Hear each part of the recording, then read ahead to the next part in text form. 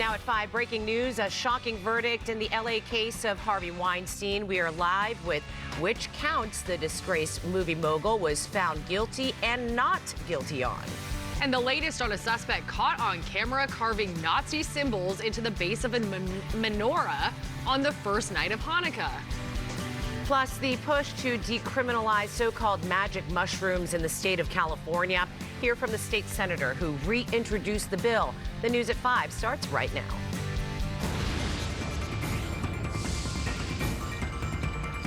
Good evening. You're watching the KTLA 5 News at 5. I'm Cher Calvin. And I'm Samantha Cortese in for Pedro Rivera this evening. Thank you for joining us. Let's get right to that breaking story this evening. The verdicts are in. Jurors in the Los Angeles trial of disgraced media mogul Harvey Weinstein have found the 70-year-old guilty on 3 of the 7 counts against him. KTLA's Jennifer McGraw is live in downtown Los Angeles with more on the verdicts. Jennifer.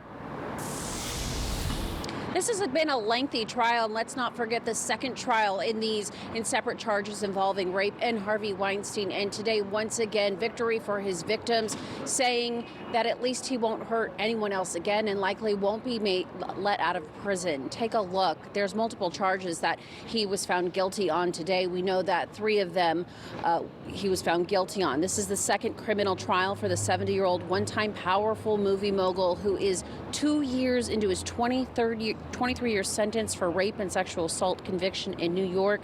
Today, Weinstein was found guilty of rape, forcible oral copulation, and another sexual misconduct count involving a woman known as Jane Doe 1. The jury was unable to reach a decision on several counts, notably charges involving Jennifer Siebel Newsom, the wife of California's Governor Gavin Newsom. The jury reported it was unable to reach verdicts in her allegations and the allegations for another woman. A mistrial was declared on those counts. Jurors were 10-2 in favor of conviction of the sexual battery of a massage therapist. They were 8-4 in favor of conviction on the rape and sexual assault counts involving Siebel Newsom. Today we spoke with Gloria Allred, who has been an activist throughout the Me Too movement and an attorney for the clients in this case.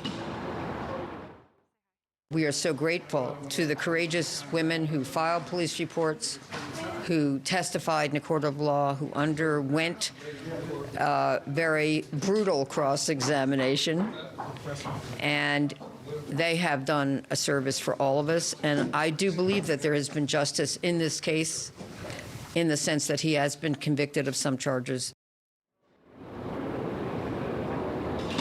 And in this case, once he faces sentencing, he could be sentenced to up to 24 years here in the Los Angeles courthouse. As for the victims, Jennifer Siebel Newsom did release a statement, obviously a disappointment today. We will talk more about that in our 6 o'clock hour, but Gloria Allred again saying this is a victory for the clients and knowing that Harvey Weinstein will likely never be let out of jail once again. That's the very latest. We are live in downtown LA. Jennifer McGraw, KTLA 5 News. Jennifer, thank you. The January 6th committee has referred former President Donald Trump for prosecution on 4 counts in connection with the 2021 attack on the Capitol. The panel held its final public session today after 18 months of investigation.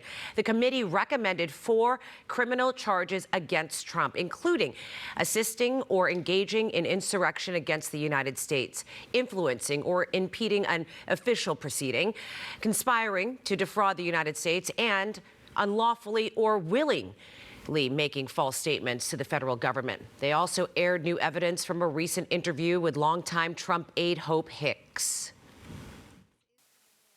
I was becoming increasingly concerned that we were damaging his legacy.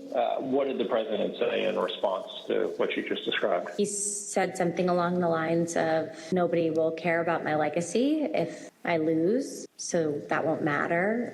The only thing that matters is winning. Committee members are expected to release their final report on Wednesday. Trump on his social media platforms called the panel, quote, thugs and scoundrels. The White House is rolling out a plan to reduce homelessness in our nation's major cities, including right here in LA. Tomorrow, Mayor Karen Bass is expected to launch a new program to combat the crisis. KTLA's Lauren Lister reports from downtown LA. Yeah, it was right here.